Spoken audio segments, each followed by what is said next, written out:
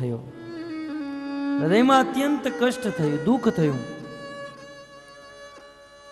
ભક્તો, આ સંસારમાં જ્યાં સુધી કોઈ વ્યક્તિના હૃદયમાં દુઃખ નથી થતું, જ્યાં સુધી સંસારના જીવના હૃદયમાં કષ્ટ નથી થતું, ત્યાં સુધી ભક્તિ માર્ગને સ્વીકાર નથી કરતા. જ્યારે દુઃખ થયું, હૃદય કોમળ બન્યું,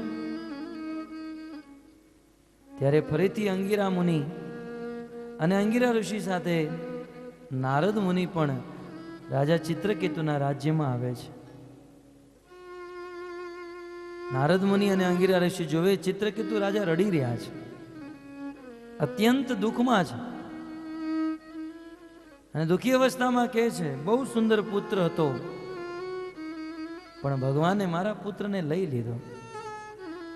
આ જગતમાં એવું જ છે ભક્તો, જ્યારે વ્યક્તિ સુખી અવસ્થામાં હોય, જ્યારે વ્યક્તિના જીવનમાં સુખ હોય, અને ત્યારે આપણે એને પૂછીએ આ બધું કેવી રીતે થયું, ત્યારે વ્યક્તિ કે મેં કર્યું આ બધું, આ મારી ઓફિસ, આ મારું ઘર, આ મારું ધન, આ મારું મારું મારું મારી પત્ની, મારા દીકરા, આ બધું મેં કર્યું. અને જ્યારે એમાંથી કોઈ વસ્તુ વહી જાય, પુત્રની મૃત્યુ થઈ જાય, તો ભગવાનને દોષ આપે, હે ભગવાન તે મારા પુત્રને શા માટે લઈ લીધો. જ્યારે જીવનમાં સુખ આવે ત્યારે એમ સમજે કે હું કરું છું, અને દુઃખ આવે ત્યારે ભગવાનને દોષ આપે. આ જીવનું બહુ મોટું જ્ઞાન છે. પુત્રનું મૃત્યુ થયું, અને એ સમયે નારદજી અને અંગિરા ઋષિ આવ્યા છે. રાજા ચિત્રકેતુનું સમજાવે છે કે રાજન, તમે રડો નહીં. આ સંસારમાં જન્મ અને મૃત્યુ તો બધાની સાથે લાગેલું છે. બધા જીવોને એકના એક દિવસે મરવાનું જ છે. જાતસ્ય હિ ધ્રુવમ મૃત્યુ ધ્રુવમ જન્મ મૃતસ્ય છે. આ સંસારમાં જે વ્યક્તિનો જન્મ થયો છે એનું મૃત્યુ નિશ્ચિત છે. ભગવાન શ્રી કૃષ્ણના પિતા વસુદેવજી કંસને પણ આ જ વાત સમજાવે છે કે કંસ, તું શા માટે તારી બેનને મારી રહ્યો છે? હે વીર, મૃત્યુ જન્મતામ વીર દેહેન સહજાયતે. આ સંસારમાં જ્યારે આ શરીરનો જન્મ થાય તો જન્મતાની સાથે જ મૃત્યુની તારીખ નક્કી થઈ જાય છે. આપણે કેટલા શ્વાસ જીવાના છીએ વિધાતા દ્વારા એ નિશ્ચિત થઈ જાય છે. તો એકના એક દિવસે તો વ્યક્તિને મરવાનું જ છે. અને ભક્તો, આ જન્મ અને મરણ તો આ શરીરનું છે, બાકી આત્માનું કોઈ જન્મ મરણ નથી. જો આપણે બહુ સુંદર એમણે વાત કરી કે રાજા ચિત્રકેતુ, તમે રડો છો શેની માટે? તમે ઈ કહો, તમારું આ રોવાનું કારણ શું છે? હું મારા પુત્ર માટે રડું છું. તો તમારો પુત્ર છે કોણ? જો તમે તમારા પુત્રના શરીર માટે રોતા હો તો એ શરીર તો તમારી સામે છે, લાશ તો સામે જ હતી ને, પુત્રની લાશ સામે હતી. રાજન, તમે તમારા પુત્ર માટે રોતા હો તો તમારો પુત્ર તમારી સામે છે. ઈ જ આંખ, ઈ જ કાન, ઈ નાક, ઈ હાથ, ઈ પગ, એ બધું તમારી સામે છે. તમે શા માટે રડો છો? અને જો તમે એના હૃદયમાંથી આત્મા નીકળી ગઈ, એ આત્મા માટે રોતા હો તો આત્મા તો ક્યારેય મરતી નથી. ન જાયતે મ્રિયતે વા કદાચિત નાયમ ભૂત્વા ભવિતા વા ન ભૂય અજો નિત્ય શાશ્વતોયમ પુરાણો ન હન્યતે હન્ય માને શરીરે. આત્માનો કોઈ જન્મ નથી, આત્માની કોઈ મૃત્યુ નથી. નૈનમ છેદંતી શસ્ત્રાણી નૈનમ દહતી પાવક ન ચૈનમ કલેદંત્યાપો ન શોષ્યતિ મારુત. આત્માને કોઈ મારી ન શકે, આત્માને કોઈ કાપી ન શકે, કોઈ સળગાવી ન શકે, કોઈ સુકાવી ન શકે. આત્માની ક્યારેય મૃત્યુ નથી. તમે શરીર માટે રોતા હો તો શરીર તમારી પાસે છે, અને આત્મા માટે રોતા હો તો આત્માની ક્યારેય મૃત્યુ નથી થતી. માટે વ્યર્થ રોવાથી કોઈ ફાયદો નથી. ગીતામાં પણ ભગવાન કૃષ્ણ અર્જુનને કહે છે કે જે વસ્તુ માટે રડવાની જરૂર નથી એની માટે રડીને શું ફાયદો?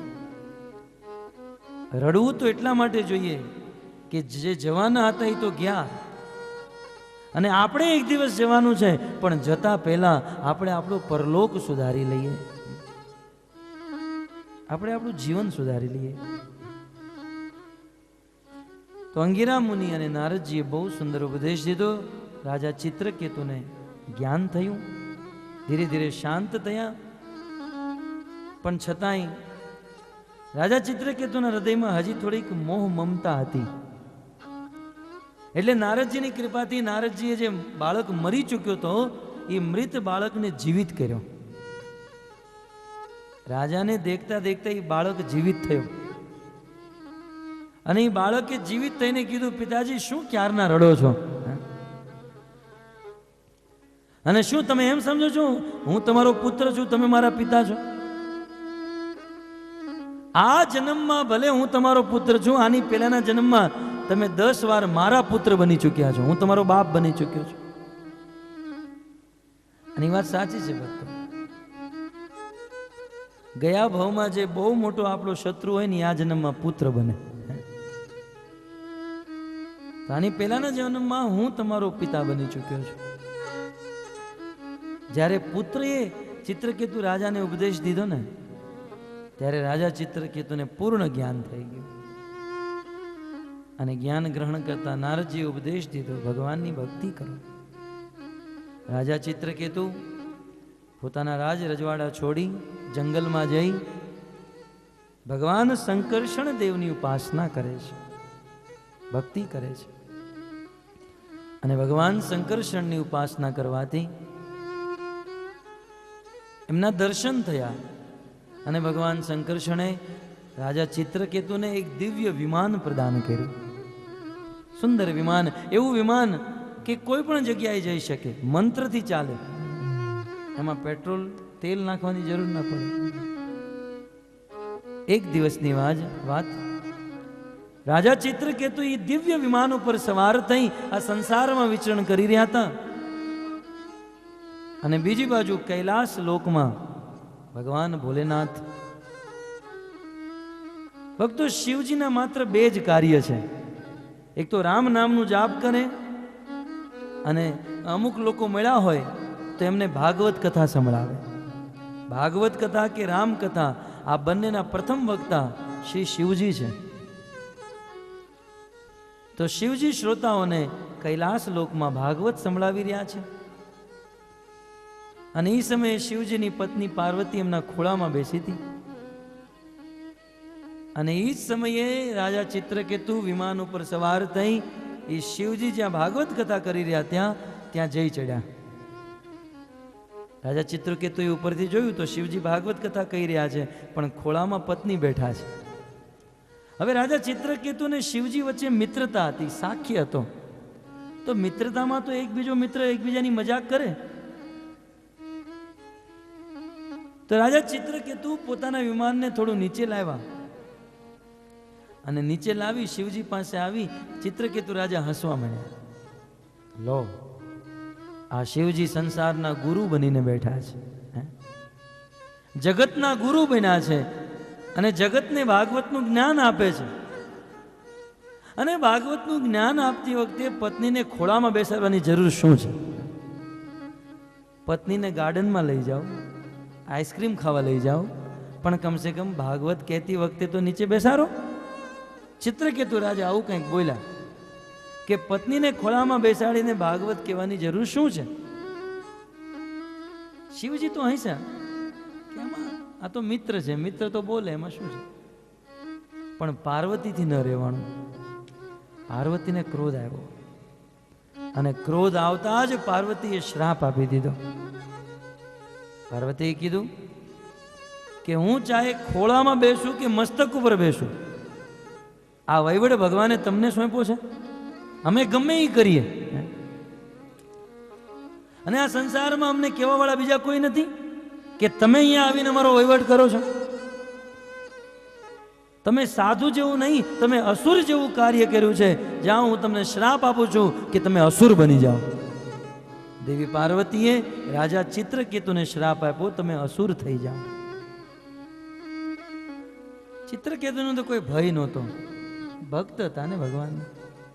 પણ રાજા ચિત્રકેતુએ વિમાન નીચે ઉતાર્યું, દેવી પાર્વતી પાસે આવે, પ્રણામ કરે છે અને પ્રણામ કરતા જ કહે છે કે હું એટલા માટે પ્રણામ નથી કરતો કે તમે મને પાપથી, આ શ્રાપથી મુક્ત કરી દો. તમે તો મારા માં છો, અને હું તમારો શ્રાપ શિરોધાર્ય કરું છું. તમારી ઈચ્છા છે હું અસુર બનું તો હું અસુર બનીશ, પણ હું તમને એટલું જ કહેવા આવ્યો છું કે મેં કોઈ ઈર્ષાથી કે મેં કોઈ નિંદાથી આ વાત નહોતી કરી. મેં તો એક હસતા હસતા સ્વાભાવિક વાત કરી હતી, અને મારી વાતનું તમને ખોટું લાગી ગયું, મને ક્ષમા કરજો. બાકી શિવજી તો મારા મિત્ર છે, અને તમારી ઈચ્છા છે કે હું અસુર બનું, તો આ શ્રાપ એ દેવી હું શિરોધાર્ય કરું છું. આટલું કઈ ચિત્રકેતુ રાજા ત્યાંથી નીકળી ગયા. પણ જેવા ચિત્રકેતુ રાજા ત્યાંથી ગયા, શિવજીએ રાહ ન જોઈ. બધાની વચ્ચે શિવજીએ પોતાની પત્ની પાર્વતીને કીધું, ખીજાણા ઠપકો દીધો કે પાર્વતી, તારે ચિત્રકેતુ જેવા મહાત્મા વૈષ્ણવ ભક્ત સામે ક્રોધ કરવાની શું જરૂર હતી? અને તે તો જોઈ લીધું ને, તે ક્રોધ કરી લીધો ને. પાર્વતી કાન ખોલીને સાંભળ, ચિત્રકેતુને તું સાધારણ ન સમજતી. રાજા ચિત્રકેતુ જો ચાહે તો તને એક ઘડીમાં સળગાવીને ભસ્મ કરી નાખે, પણ ભગવાન વિષ્ણુના ભક્તોની મહાનતા તો તું જો કે બિચારાનો કોઈ અપરાધ નહીં, ખાલી મારી સાથે બે ઘડી મજાક કરી અને એમાંય તેને એવો શ્રાપ આપ્યો કે તમે અસુર થઈ જાઓ. અને એ શ્રાપ આપ્યા પછી પણ એ ચાહે તો એ શ્રાપથી મુક્ત થઈ શકે, પણ એના ગુણ તો જો કે તમારી ઈચ્છાને પૂર્ણ કરવા માટે દેવી, તારી ઈચ્છાને પૂર્ણ કરવા માટે એને શ્રાપને શિરોધાર્ય કરી લીધો. અને એ ચિત્રકેતુ ચાહે તો તને સળગાવીને ભસ્મ કરી નાખે, પણ છતાંય તારા ચરણોમાં પ્રણામ કર્યા, પ્રાર્થના કરી. આ છે ભગવાન મહાત્મા ભૃત્ય ભૃત્યા નામ. આ છે ભગવાનના ભક્તોનો સ્વભાવ, જે અપકાર કરવા વાળા ઉપર પણ ઉપકાર કરે છે. શ્રી સુખદેવ ગોસ્વામી કહે છે કે દેવી પાર્વતીએ શ્રાપ દીધો, અને પાર્વતીના શ્રાપને પૂર્ણ કરવા માટે મહારાજ ચિત્રકેતુનો બીજો જન્મ વિત્રાસુરના શરીરમાં થયો. અને વિત્રાસુરે એ રણભૂમિમાં ભગવાનને સ્તુતિ એટલા માટે કરી કારણ કે એ પૂર્વ જન્મમાં ભગવાનના મહાન ભક્ત હતા, ચિત્રકેતુ રાજા હતા. આમ સુખદેવ ગોસ્વામીએ મહારાજ પરીક્ષિતને આ ઇતિહાસ સંભળાયો. અને ત્યારબાદ મહારાજ પરીક્ષિત પૂછે છે કે દિતિના બે પુત્ર હતા, હિરણાક્ષ અને હિરણાકશિપુ. યદ્યપિ એમના પતિ કશ્યપ ઋષિ ભગવાનના મહાન ભક્ત, છતાંય એમને આવા પુત્રોની પ્રાપ્તિ શા માટે થઈ? અને મેં એવું સાંભળ્યું છે કે એ જ વંશ પરંપરામાં મહાન ભક્ત, ભગવાનના મહાન ભક્ત મહાભાગવત પ્રહલાદનો જન્મ થયો. કૃપા કરી આ કથા તમે મને વિસ્તારથી સંભળાવો. સૌ પ્રથમ હિરણાક્ષ અને હિરણાકશિપુનો જન્મ કેવી રીતે થયો એ કથા શ્રી સુખદેવ ગોસ્વામી સંભળાવતા કહે છે. એક દિવસની વાત, કશ્યપ ઋષિની અનેકો પત્ની હતી. એમાં જે અદિતિ હતી એનાથી જેટલા પુત્ર થયા એ બધા દેવતા થયા, અને દિતિથી જે થયા એ દૈત્ય થયા, અસુર. એક દિવસ કશ્યપ ઋષિ વનમાંથી ઘરે પધાર્યા, અને એમની પત્ની દિતિએ કીધું કે મારે સંતાનની પ્રાપ્તિ કરવી છે, મને સંતાન જોઈએ છે, તમે મને સંતાન આપો. કશ્યપજીએ બહુ સુંદર વાત કરી કે આ સંસારમાં જે સ્ત્રીના હૃદયમાં સંતાન પ્રાપ્તિ કરવાની ઈચ્છા થાય, વાસ્તવમાં એ સ્ત્રી કરુણાનું પાત્ર છે, અને એક પતિનું કર્તવ્ય છે કે પત્નીને સંતાન પ્રદાન કરે. તારી જેવી પત્ની જેને પ્રાપ્ત થઈ જાય એ તો આ જ ભવમાં, આ જ જન્મમાં ભગવાનને પ્રાપ્ત કરી લે. દેવી, આજે મારું સૌભાગ્ય છે કે તે એક સંતાનની માંગણી કરી છે, હું તને સંતાન આપીશ, પણ મારું એક નિવેદન છે, અત્યારે સંધ્યાનો સમય છે, અને દેવી સંધ્યાના સમયે 4 પ્રકારના કાર્ય ન કરવા જોઈએ. એવું શાસ્ત્રમાં લખ્યું છે, સંધ્યાકાલે સંપ્રાપ્તે ચતુર્કર્માણી વર્જયેત. જ્યારે સંધ્યાનો સમય હોય ત્યારે 4 પ્રકારના કાર્ય વર્જિત કરવા જોઈએ, ન કરવા જોઈએ. એ 4 કાર્યો કયા? તો કે છે સંધ્યાના સમયે આહાર ભોજન ન કરવું જોઈએ, સંધ્યાના સમયે સ્વાધ્યાય ન કરવું જોઈએ, સંધ્યાના સમયે નિદ્રા ન કરવી જોઈએ અને સંધ્યાના સમયે મૈથુન ન કરવું જોઈએ. અચ્છા, સંધ્યાના સમયે આ 4 કાર્ય જો કરીએ તો શું થાય? તેવું શાસ્ત્રમાં કહે છે કે સંધ્યાના સમયે આહારે જાયતે વ્યાધિ. સંધ્યાના સમયે ભોજન કરવાથી, આહાર કરવાથી એ ભોજન દ્વારા રોગ ઉત્પન્ન થશે. આહારે જાયતે વ્યાધિ અને નિદ્રાયામ હરયે લક્ષ્મી. અને સંધ્યા સમયે નિદ્રા કરવાથી આપણી પાસે જે ધન છે, જે લક્ષ્મી છે, એનો નાશ થઈ જશે. સ્વાધ્યાયે મરણમ ધ્રુવમ. અને સંધ્યા સમયે સ્વાધ્યાય કરવાથી અર્થાત પઠન પાઠન કરવાથી એ તમને યાદ નહીં રહે, એ સ્મૃતિ નહીં રહે. તો આહારે જાયતે વ્યાધિ, નિદ્રાયામ હરયે લક્ષ્મી, સ્વાધ્યાયે મરણમ ધ્રુવમ અને ગર્ભ દુષ્ટસ્ય મૈથુને. અને સંધ્યા સમયે મૈથુન કરવાથી જે ગર્ભ રહેશે એ ગર્ભ દુષ્ટ રહેશે, અર્થાત તમોગુણી ગર્ભ પ્રકટ થશે. માટે હે દેવી, સંધ્યાના સમયે શિવજીના અનુચર ભૂત પ્રેત રુદ્રગણ આ સંસારમાં વિચરણ કરે છે. એટલે સંધ્યાના સમયે મૈથુન ન કરવું જોઈએ. આ સંધ્યાનો સમય બસ એક મુહૂર્ત જવા દે, હું તને સંતાન પ્રાપ્ત કરાવીશ. કશ્યપ ઋષિએ જ્યારે આવું નિવેદન કર્યું પણ દીતી ન માન્યા. કહે છે નહીં, મને અત્યારે, મને હમણાં જ સંતાન જોઈએ છે. પતિ વારંવાર મનાવે, કશ્યપજી મનાવે, પણ પત્ની નથી માનતા. કહેવાય છે આ કામાત તો રાણામ ન ભય ન લજ્જા. જ્યારે વ્યક્તિના દિમાગમાં કામ વાસનાનો વેગ ઉત્પન્ન થાય છે ત્યારે એને કોઈ પણ પ્રકારની ભય કે લજ્જા નથી રહેતી. ગીતામાં કૃષ્ણ કહે છે આ પૂર્ણિમાણમ અચલમ પ્રવિષ્ટમ. જેમ સમુદ્રમાં એક નૌકા તરતી હોય, બહુ સુંદર એક નૌકા છે, સમુદ્રમાં તરી રહી છે, પણ જ્યારે આંધી અને તુફાન આવે તો ગમે એટલી સારી નૌકા હોય, ગમે એટલી મોટી નૌકા હોય, એ આંધી અને તુફાની એ નૌકાને દિશા બદલી નાખે છે. એમ જ્યારે કામ વાસનાનો વેગ આપણા દિમાગ ઉપર આવે ત્યારે વિવેક શક્તિને હરી લે છે. પછી વ્યક્તિ ગમે એટલો જ્ઞાની હોય, ગમે એટલો પંડિત હોય, પણ કામનો વેગ પ્રચંડ હોય છે, વિવેક શક્તિને હરી લે છે. દીતીએ કીધું નહીં, મને હમણાં જ ગર્ભ જોઈએ છે. ત્યારે દીતીની ઈચ્છા કશ્યપ ઋષિએ પૂરી કરી અને દીતીની ઈચ્છા પૂરી કર્યા પછી કશ્યપ ઋષિએ કીધું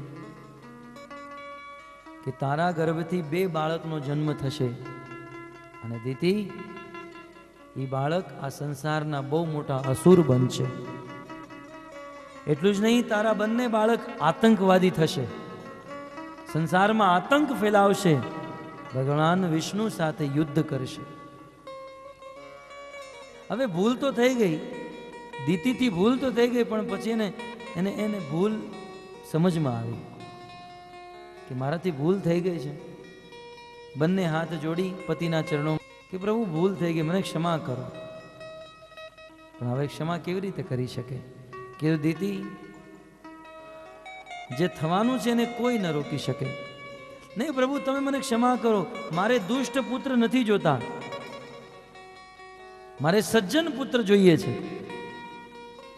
ત્યારે કશ્યપ ઋષિએ કીધું, દીદી તે ભૂલ કરી છે, માટે એ ભૂલની સજા તો તારે ભોગવવી જ પડશે. તારા ગર્ભેથી અસુર પુત્રનો જન્મ થશે જ, પણ કારણ કે તે મારી સેવા કરી છે અને સેવાથી તે મને પ્રસન્ન કરી લીધો છે, એટલે હું તને વરદાન આપું છું, હું તને આશીર્વાદ આપું છું કે તારો પુત્ર દુષ્ટ થશે, અસુર થશે, પણ એનો જે પુત્ર થશે એ આ સંસારનો મહાભાગવત ભગવાન શ્રી વિષ્ણુનો મહાન ભક્ત થશે, જેનું નામ હશે પ્રહલાદ. શ્રી પ્રહલાદ મહારાજ કી જય. પ્રહલાદ થશે. આટલું કહેતા ઇતિ શ્રીમદ ભાગવતે મહાપુરાણે પરમહંસાયામ સંહિતાયામ ષષ્ઠ સ્કંદ સમાપ્ત. શ્રીમદ ભાગવતનો સપ્તમ સ્કંદ પ્રારંભ થાય. ભાગવતમાં 10 તત્વનું વર્ણન છે, એમાં સપ્તમ સ્કંદ ઉતિ તત્વની અંતર્ગત છે. ભક્તો, ઉતિનો અર્થ થાય ઉતય કર્મ વાસના. આ સંસારમાં જે વ્યક્તિ જેવા કર્મ કરે છે એને એનું ફળ નિશ્ચિતપણે પ્રાપ્ત થાય જ છે. પછી સાધારણ વ્યક્તિ હોય કે ભગવાનનો મહાન ભક્ત હોય, ભક્તિની પરમ ચરમ સીમા સુધી પહોંચી ગયો હોય, અરે ભગવાનના ધામમાં પણ કોઈ પહોંચી ગયો હોય અને છતાંય ભગવાનના ધામમાં પહોંચીને જો ભક્તનો અપરાધ કરે તો પણ એને આ પૃથ્વી ઉપર આવવું પડે છે. એક સમયની વાત, બ્રહ્માજીના પ્રથમ 4 પુત્ર સનક, સનાતન, સનંદન અને સનક, આ ચતુષ્કુમાર, આ 4 કુમાર આ સંસારમાં વિચરણ કરતા કરતા વૈકુંઠ લોકમાં ગયા. ભાગવતમાં તો અનેક શ્લોકોમાં વૈકુંઠનું વર્ણન છે. ચિંતામણીથી બનેલું વૈકુંઠ, જ્યાં કોઈ પણ પ્રકારની ચિંતા નહીં, સુંદર વાતાવરણ. આવા વૈકુંઠ લોકમાં ભગવાન શ્રી વિષ્ણુના દર્શન કરવા માટે સનત કુમારો પહોંચ્યા છે. જેવા સનત કુમાર ભગવાનના કક્ષમાં પ્રવેશ કરવાનો પ્રયાસ કરે, એ સમયે ભગવાન શ્રી વિષ્ણુની ના કક્ષની બહાર 2 દ્વારપાળ ઉભા હતા અને એ દ્વારપાળનું નામ હતું જય અને વિજય. સનકાદિકો અંદર જાય, જય વિજય એને રોકે, તમે નહીં જઈ શકો. સનકાદિકોએ કીધું અમારે ભગવાનના દર્શન કરવા છે. કીધું દર્શન કરવા છે તો બહાર બેઠો, અંદર નહીં જઈ શકો. સનકાદિક વારંવાર નિવેદન કરે, જય વિજય એમને અંદર જવામાં રોકે છે. અને બહુ પ્રયાસ કર્યા પછી જ્યારે જય વિજયે સનકાદિકોને અંદર ન જવા દીધા, ત્યારે સનકાદિકોને ક્રોધ આવ્યો અને ક્રોધ આવતા જ સનકાદિકોએ શ્રાપ આપી દીધો કે તમે બંને અહીંયા દ્વારપાળ બનીને અસુર જેવું કાર્ય કરો છો. કારણ કે અસુરનું એક જ કાર્ય હોય, અસુર ક્યારેય ભગવાન અને ભક્તને મળાવે નહીં, એ ભક્ત અને ભગવાન વચ્ચે દૂરી ઉત્પન્ન કરે. અસુર જેવું કાર્ય કરો છો, જાઓ તમને શ્રાપ આપું, તમે બંને અસુર બનો. જ્યારે સનકાદિકોએ શ્રાપ દીધો કે અસુર બનો, એ જ સમયે ભગવાન વિષ્ણુ એ કક્ષમાંથી બહાર નીકળ્યા અને ભગવાને જોયું કે અહીંયા તો શ્રાપ વાળી થઈ રહી છે. મારા બંને પાર્ષદોને શ્રાપ આપ્યો. જય અને વિજય બંને ભગવાન વિષ્ણુના શરણોમાં પડી ગયા. કીધું પ્રભુ અમે અહીંયા તમારી સેવા કરીએ છીએ અને આવડા અમને શ્રાપ આપે છે કે તમે અસુર થઈ જાઓ, પ્રભુ અમે શું કરીએ હવે? ભગવાને કીધું જો આવડા એ શ્રાપ આપ્યો છે તો એ તો તમારે ભોગવવો જ પડશે, એ તો તમારે ધારણ કરવો જ પડશે. હવે આ પ્રસંગમાં ભક્તોને એક પ્રશ્ન થઈ શકે કે શું ભગવાનના ધામમાં સનકાદિકોને ક્રોધ આવ્યો હશે? ગીતામાં એવું લખ્યું છે કે આ 3 પ્રકારની જે વસ્તુ છે, કામ, ક્રોધ અને લોભ, ત્રિવિધમ નરકસ્ય ઇદમ દ્વારમ નાશનમ આત્મન કામ, ક્રોધ તથા લોભ તસ્માત એતત ત્રયમ ત્યજેત. આ કામ, ક્રોધ અને લોભ 3 નરકના દ્વાર છે. માટે જે વ્યક્તિને ક્રોધ આવે એ વૈકુંઠ ન જઈ શકે, એ તો નરકમાં જાય. તો સનકાદિકો વૈકુંઠમાં પહોંચ્યા અને વૈકુંઠમાં જઈને એને ક્રોધ આવ્યો, એ ક્યારે બની ન શકે. ભક્તોનું સાચું કારણ તો એ હતું, સંતો આચાર્યો આનું નિરાકરણ આપે છે કે આનું એક જ કારણ હતું, ભગવાનની ઈચ્છા. સનકાદિકોને ક્યારેય ક્રોધ ન થઈ શકે, આ તો ભગવાનની ઈચ્છા હતી. ભગવાનની આવી ઈચ્છા શા માટે થઈ? ભક્તો, ભગવાન શ્રી કૃષ્ણ જે છે એને ભગવાન એટલા માટે કહેવાય કારણ કે એ સર્વ રસોના ભોગતા છે. બધા રસોનું આસ્વાદન કરે. વાત્સલ્ય રસ, સાખ્ય રસ, દાસ્ય રસ, માધુર્ય રસ, આ જેટલા પણ રસ છે એ ભગવાન ભોગવે છે. તો એક દિવસ ભગવાનને એમના ધામમાં રહ્યા વીર રસ આસ્વાદન કરવાની ઈચ્છા થઈ. ભગવાનની ઈચ્છા થઈ કે હું વીર રસનું આસ્વાદન કરું. વીર રસનું આસ્વાદન એટલે હું કોઈની સાથે યુદ્ધ કરું.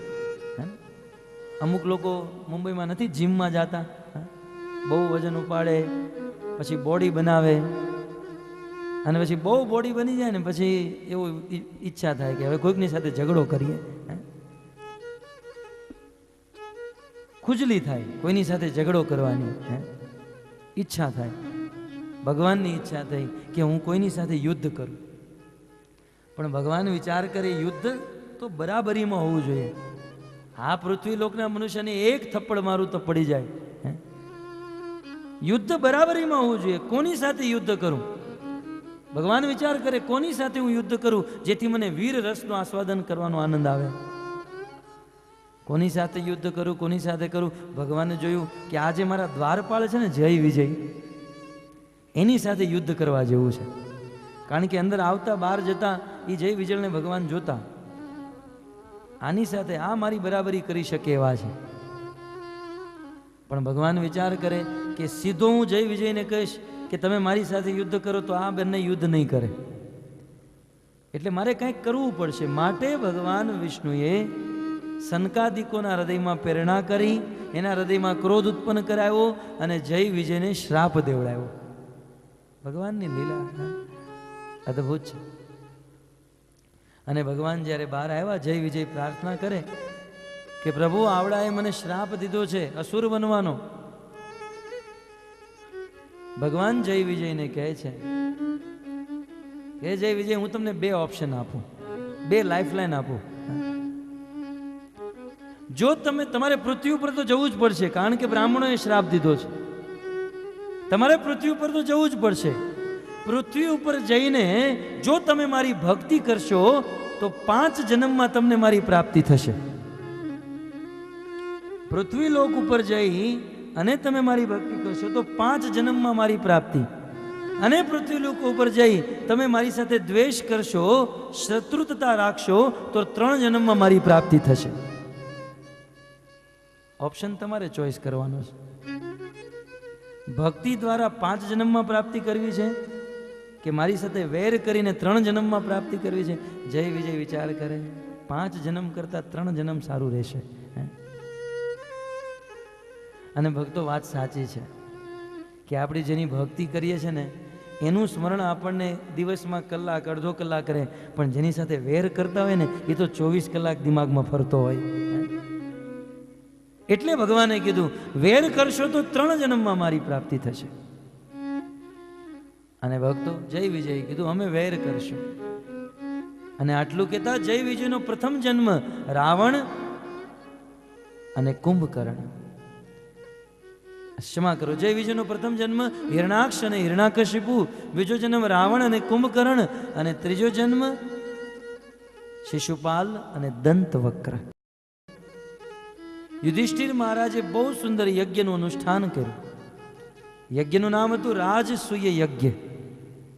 અને ભક્તો એ યજ્ઞમાં હજારો લોકો પધાર્યા હતા. કહેવાય છે એ યજ્ઞમાં જેટલા પણ સાધુ સંત મહાત્મા આવતા, આ બધાના ચપ્પલ ઉઠાવી એ સારી જગ્યાએ મૂકી બધાના ચરણ ધોવાની સેવા ભગવાન શ્રી કૃષ્ણએ કરી હતી. અને એટલું જ નહીં, આ બધા ભોજન કરતા અને ભોજન કર્યા પછી એનું જૂઠું એઠા પથ્થર ઉપાડવાની સેવા પણ ભગવાન શ્રી કૃષ્ણએ કરી હતી. ભગવાન તો એના ભક્તોના હાથમાં વેચાઈ જાય છે. જોયું કે પાંડવોએ મારા પ્રિય યુધિષ્ઠિર મહારાજે યજ્ઞ કર્યો છે, ભગવાન પૂર્ણ સેવા કરી દે. કારણ કે આ સંસારમાં સબસે ઊંચી પ્રેમ સગાઈ, પ્રેમનો સંબંધ સૌથી ઊંચો છે. અને પ્રેમને કારણે તો ભગવાન શ્રી કૃષ્ણે અર્જુનનો રથ ચલાવ્યો. ભક્તો રથ હાંકવાનું કામ તો શૂદ્રનું છે. અખિલ બ્રહ્માંડ નાયક જે કરોડો બ્રહ્માંડને ચલાવે પોતાના એક ઈશારાથી, એ ભગવાન અર્જુનનો રથ ચલાવે છે. કારણ કે પ્રેમ હતો ને. પ્રેમ કે વશ અર્જુન રથ હાંક્યો, ભૂલ ગયે ઠકુરાઈ સબસે ઊંચી પ્રેમ સગાઈ.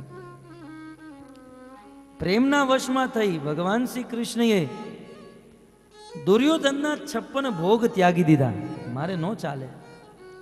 દુર્યોધને કીધું કૃષ્ણ તમારી માટે બહુ સુંદર વ્યંજન ભોગ બનાવ્યા છે. ભગવાને કીધું હું તારા ઘરે નહીં ખાઉં. દુર્યોધને કીધું કારણ આપવું પડશે. ત્યારે ભગવાન શ્રી કૃષ્ણ કહે છે કે દુર્યોધન, હું દુષ્ટના ઘરે ભોજન નથી કરતો.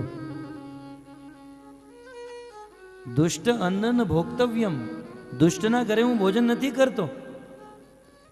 દુર્યોધન કે હું દુષ્ટ છું? કેવી રીતે? તમે મને દુષ્ટ શા માટે કહો છો? ભગવાને કીધું મમ પ્રાણાહી પાંડવા, આ પાંડવ જે છે મારા પ્રાણ સમાન છે, અને મારા પ્રાણ સમાન પાંડવો સાથે તે અનીતિ કરી છે, માટે હું તારા ઘરે ભોજન નહીં કરું. ભક્તો, સાચું કહું તો કૃષ્ણને બહુ ભૂખ લાગી હતી. દ્વારકાથી આવ્યા હતા, બહુ ભૂખ લાગી હતી, પણ છતાંય એણે દુર્યોધનના ઘરે ભોજન ન કર્યું. અને એ જ સમયે ભગવાન કૃષ્ણ બોલાવ્યા વગર, આમંત્રણ વગર, નિમંત્રણ વગર વિદુરજીના ઘરે ગયા. રૂખો સાગ વિદુર ઘર ખાયો. અને વિદુરજીના ઘરે જઈને શાકની સબ્જી ખાધી. સબસે ઊંચી પ્રેમ સગાઈ. અને યુધિષ્ઠિર મહારાજના રાજસૂય યજ્ઞમાં જૂઠા પત્ર ઉઠાવ્યા છે. હજારો લોકો પ્રવેશ કરે, રાજા મહારાજાઓ બેઠા છે, યજ્ઞ સંપન્ન થાય.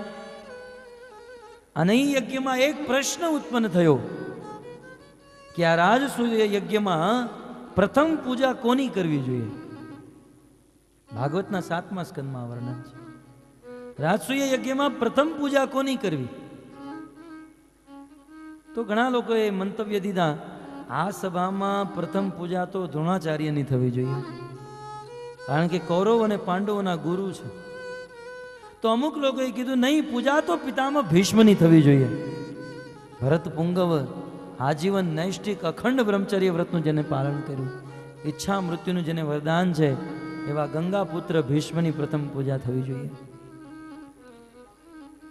ત્યારે સહદેવજીએ કીધું કે આ સભામાં પ્રથમ પૂજા કરવા લાયક એક જ વ્યક્તિ છે, અને એ છે ભગવાન શ્રી કૃષ્ણ. હાથમાં જૂઠા પથ્થર હતા, બધાનો એઠવાડ લઈને ઊભા હતા, અને એ સમયે બોલ્યા આ સભામાં એક જ વ્યક્તિની પૂજા થવી જોઈએ, અને એ છે ભગવાન કૃષ્ણ.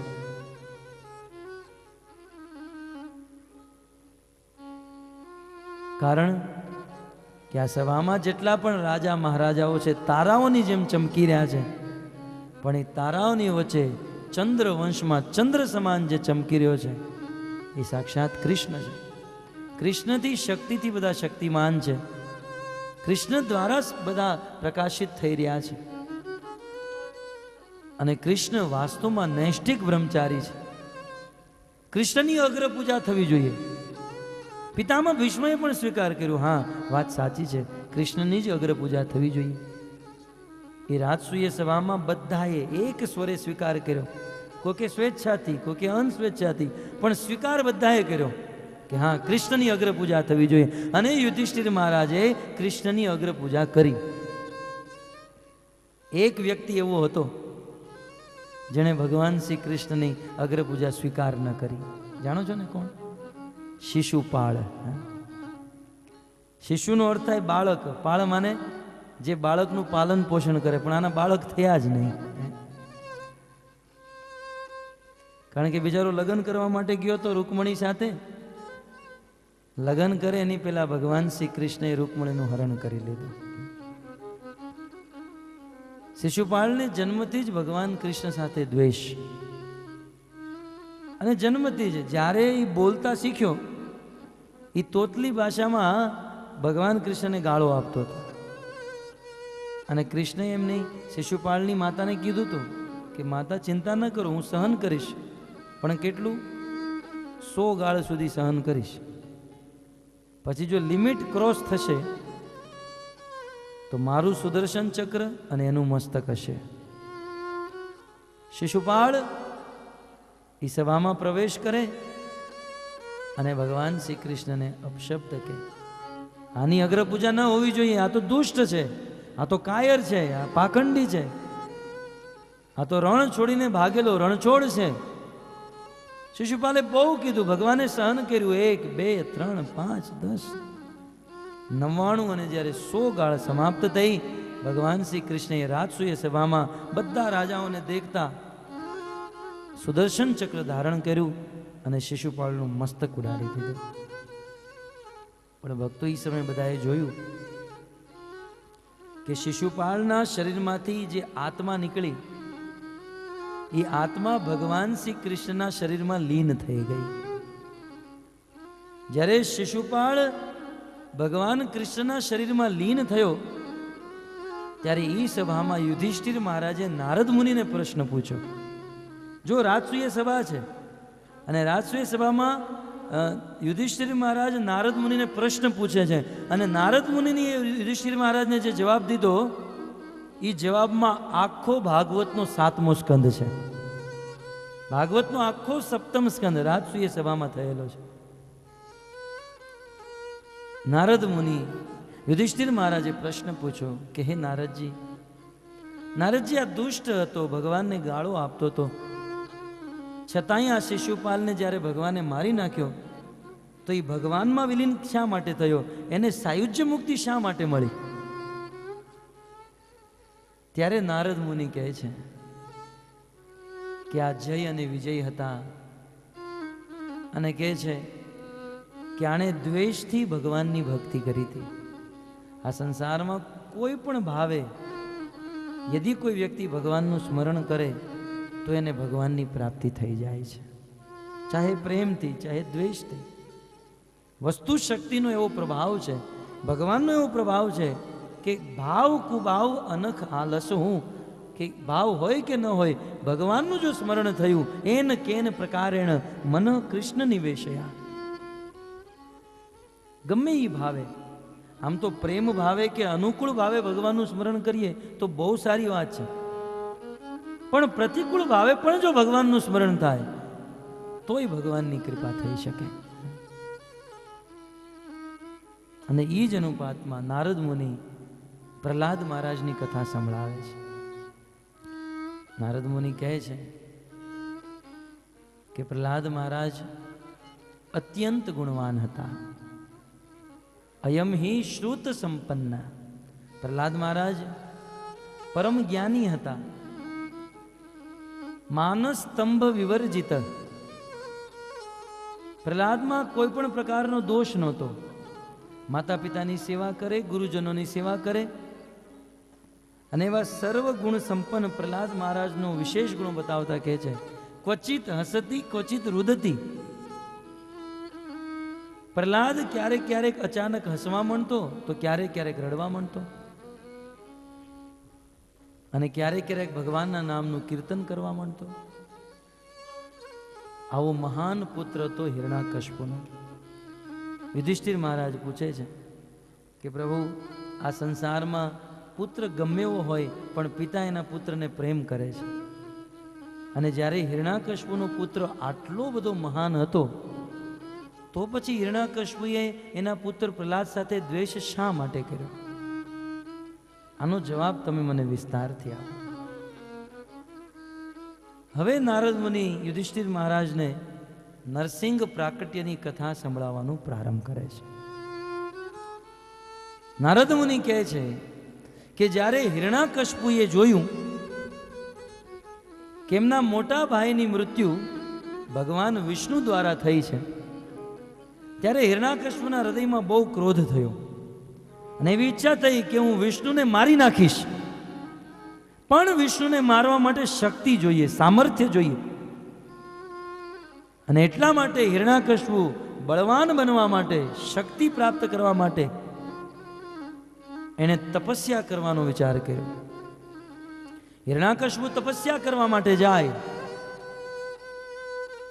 ભાગવતમાં નારદ મુનિ કહે છે હિરણ્યકશિપુ રાજન અજેય જરામરમ આત્માનમ પ્રતિદ્વંદ એક રાટ વિદિત સત સતેપે મંદર તૃણ્યામ તપઃ પરમ દારુણામ ઉર્ધ્વ બાહુ નભો દૃષ્ટિ પાદાંગુષ્ટાશ્રિતા વની.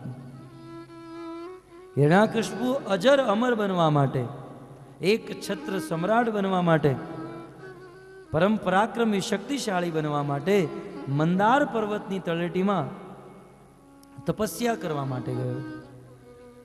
હિરણ્યકશ્યપુએ તપસ્યા પ્રારંભ કરી. કેવી તપસ્યા હતી? સતેપે મંદ્રદ્રોણ્યામ તપ પરમ દારુણામ. હિરણ્યકશ્યપુ દારુણ ઘોર તપસ્યા પ્રારંભ કરે છે. ઉર્ધ્વ બાહુ બંને ભુજા આકાશમાં ઉપર કરી, નભો દૃષ્ટિ એની દ્રષ્ટિ એની આંખો આકાશમાં રાખી, પાદાંગુષ્ઠા શિતાવની માત્ર પગના અંગૂઠા ઉપર ઊભો રહી, કોઈ પણ પ્રકારનું ભોજન નહીં, કોઈ પણ પ્રકારનું જળ ગ્રહણ નહીં, અને અંગૂઠા ઉપર ઊભા રહી બંને હાથ ઉપર કરી હિરણ્યકશ્યપુ તપસ્યા પ્રારંભ કરે. દિવસ પછી દિવસ, વર્ષ પછી વર્ષ વીતતા જાય. કહેવાય છે મનુષ્યના 36,500 વર્ષ વીતી ગયા. 36,500 વર્ષ વીતી ગયા હિરણ્યકશ્યપુની તપસ્યા. અને ઈ તપસ્યાથી સતેપે હિરણ્યકશ્યપુના શરીરમાંથી એક દારૂણ અગ્નિ પ્રકટ થઈ. અને એ અગ્નિ તિર્યક ઉર્ધ્વ અધઃ લોકાન, એ અગ્નિ ચારે દિશા ઉપર નીચે 10 દિશામાં ફેલાવા માંડી. અને હિરણ્યકશ્યપુના શરીરમાંથી જે અગ્નિ નીકળી આ સંસારને સળગાવવા માંડી. ધીરે ધીરે અગ્નિ સ્વર્ગ લોકમાં ગઈ. સ્વર્ગના દેવતાઓ આકુળ વ્યાકુળ, સમસ્ત લોકપાલ પ્રજાપતિ દેવતાગણ બ્રહ્માજી પાસે ગયા. બ્રહ્માજીને નિવેદન કરે, પ્રભુ પ્રભુ પૃથ્વી ઉપર હિરણ્યકશ્યપુ તપસ્યા કરી રહ્યો છે, તમે એની તપસ્યા બંધ કરાવો. આચાર્યો એવું લખે છે કે બ્રહ્માજીએ ધ્યાન ન આપ્યું. પેલા તો બ્રહ્માજીએ ધ્યાન ન દીધું, પણ પછી દેવતાઓએ કીધું, જો હિરણ્યકશ્યપુનો ઈરાદો છે કે આ તપસ્યા દ્વારા એ પરમ શક્તિશાળી બને, અને શક્તિશાળી બની એ એવી અગ્નિ પ્રકટ કરે કે જે બ્રહ્મલોકના સિંહાસનને પણ સળગાવી દે, એ તમને મારી નાખશે. બ્રહ્માજીએ કીધું, એવું તો મારે જવું જ પડશે. બ્રહ્માજી પોતાના હંસ વાહન ઉપર સવાર થઈ હિરણ્યકશ્યપુ પાસે આવે. સંતો એવું કહે છે કે હિરણ્યકશ્યપુની તપસ્યા એવી ઘોર હતી કે બ્રહ્માજીએ પહેલા તો હિરણ્યકશ્યપુને ગોઈતો, આ છે ક્યાં? કારણ કે એટલી દીર્ઘ તપસ્યા. જીવજંતુએ હિરણ્યકશ્યપુનું શરીર ખાઈ ચૂક્યા હતા. હિરણ્યકશ્યપુના શરીરમાં માત્ર હાડક્યા વધ્યા હતા, માત્ર હાડકા વધ્યા હતા. બ્રહ્માજીએ જોયું કે અહીંયાથી અવાજ આવી રહી છે. હિરણ્યકશ્યપુએ પોતાની તપસ્યા દ્વારા બ્રહ્માજીને પ્રસન્ન કર્યા. બ્રહ્માજીએ કમંડલમાંથી ગંગાજળ લીધું, મંત્ર અભિહિત કરી હિરણ્યકશ્યપુ ઉપર નાખ્યું. કહેવાય છે હિરણ્યકશ્યપુનું શરીર એ બ્રહ્માજીની કૃપાથી વજ્ર કરતા પણ કઠોર બની ગયું. અને જ્યારે હિરણ્યકશ્યપુએ બ્રહ્માજીને જોયા, બંને હાથ જોડી હિરણ્યકશ્યપુ બ્રહ્માને પ્રણામ કરે. બ્રહ્માજી કે, હિરણ્યકશ્યપુ, હું તારી તપસ્યાથી પ્રસન્ન છું, તારે જે જોઈતું હોય તે માંગી લે. પહેલા તો હિરણ્યકશ્યપુએ જ કીધું કે હે બ્રહ્માજી, તમે મને અજર અમર બનાવી દો, ક્યારેય મરું નહીં, મારે અજર અમર બનવું છે. બ્રહ્માજીએ કીધું, અજર અમર તો હું નથી, આ બ્રહ્મ ભુવના લોકાન પુનરાવર્તિનો અર્જુન. બ્રહ્માજીનું પણ એકના એક દિવસે મૃત્યુ થાય છે, તો હું સ્વયં અજર અમર નથી, તો તને અજર અમર કેવી રીતે બનાવી શકું? અસંભવ. તું કંઈક બીજું માંગી લે. જ્યારે બ્રહ્માજીએ કીધું બીજું કંઈક માંગી લે, તો બ્રહ્માજી આમ કાન ન પકડાય, હિરણ્યકશ્યપુએ આમ પકડાવ્યા. ઠીક છે બ્રહ્માજી, સાંભળો ધ્યાનથી, તમે મને એવું વરદાન આપો કે હું મનુષ્યથી ન મરું. મારા ભાઈને પશુએ માર્યો હતો, એટલે હું પશુથી પણ ન મરું. બ્રહ્માજી એક લિસ્ટ બનાવી રહ્યા હતા, મનુષ્યથી ન મરે, પશુથી ન મરે. લખો બ્રહ્માજી, હું ઉપર ન મરું, નીચે ન મરું, અંદર ન મરું, બહાર ન મરું, હું અસ્ત્રથી ન મરું, શસ્ત્રથી ન મરું. હિરણ્યકશ્યપુએ અનેકો વસ્તુ લખાવી બધી. સવારે ન મરું, સાંજે ન મરું, પાણીથી ન મળું, સૂકાથી ન મરું. અને બ્રહ્માજીએ આ લિસ્ટ બનાવ્યું, કીધું મને આવું વરદાન આપો. બ્રહ્માજી કે તથાસ્તુ. બ્રહ્માજીએ સિગ્નેચર હસ્તાક્ષર કરી નાખ્યા. બ્રહ્માજી પાસેથી વરદાન લઈ પ્રણામ કરી હિરણ્યકશ્યપુ જ્યારે પાછો ફર્યો, હવે એક તો વાંદરો જે છે એ ચંચળ પશુ છે, એ અહીંયાથી ત્યાં ત્યાંથી અહીંયા, અને એમાંય વાંદરાને તમે દારૂ પીવડાવી દો પછી કોઈના હાથમાં આવે? અહીંયા એવું જ થયું. આ સ્વભાવથી અસુર હતો અને એમાંય બ્રહ્માજીએ વરદાન દીધું. સૌ પ્રથમ હિરણાકશ્યપુએ આ સંસારમાં બધા જીવોને હરાવવાનો પ્રયાસ કર્યો. આ દુનિયામાં જેટલા પણ રાજા મહારાજાઓ હતા બધાને એલાન કર્યું કે મારી સાથે યુદ્ધ કરો. આ સંસારના રાજા હિરણાકશ્યપુ સાથે પોતાની સેના લઈને યુદ્ધ કરવા માટે આવતા, અને જેવું આક્રમણ થતું હિરણાકશ્યપુ કે તો ઉભા રહો પહેલા તમે. એ બ્રહ્માજીએ જે સર્ટિફિકેટ આપ્યું હતું હિરણાકશ્યપુ બહાર કાઢતો, પેલા વાંચી લો.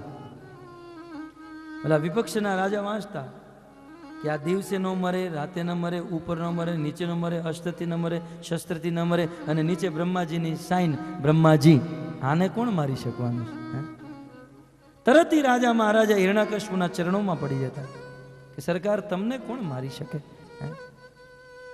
આમ કરતા કરતા હિરણાકશ્યપુએ આખી પૃથ્વી પર વિજય પ્રાપ્ત કરી લીધો. અને ત્યારબાદ હિરણાકશ્યપુ સ્વર્ગમાં ગયો, અને સ્વર્ગમાં જઈને બધા દેવી દેવતાઓને હરાવી હિરણાકશ્યપુ ઇન્દ્રના આસન ઉપર બેસી ગયો. અને બધા જીવોને હિરણાકશ્યપુએ પોતાના દાસ બનાવી લીધા. ભાગવતમાં એ શ્લોક આવ્યો છે, જીતે ત્વયે કેન જગત ત્રયમ વિભો. આ ત્રણેય લોક એ હિરણાકશ્યપુનું દાસ બની ચૂક્યું હતું. હિરણાકશ્યપુ ત્રણેય લોકનો ઈશ્વર બની ચૂક્યો હતો. બ્રહ્માજી પાસે વરદાન પ્રાપ્ત કર્યું. નારદ મુનિ આ કથા રાજસૂય સભામાં કહી રહ્યા છે યુધિષ્ઠિર મહારાજને, અને કહે છે, યુધિષ્ઠિર, હું પણ જ્યારે હિરણાકશ્યપુ સામે આવતો ને, જે નારદજી 24 કલાક એની વીણા ઉપર નારાયણનું નામ લેતા ફરે છે, પણ એ નારદજી પણ જ્યારે હિરણાકશ્યપુ સામે આવતા તો એટલું જ કહેતા, હિરણાકશ્યપુ મહારાજ કી. આ કળિયુગ છે ભાઈ. હિરણાકશ્યપુ તો ક્યારનો મરી ગયો, તમે શા માટે ચિંતા?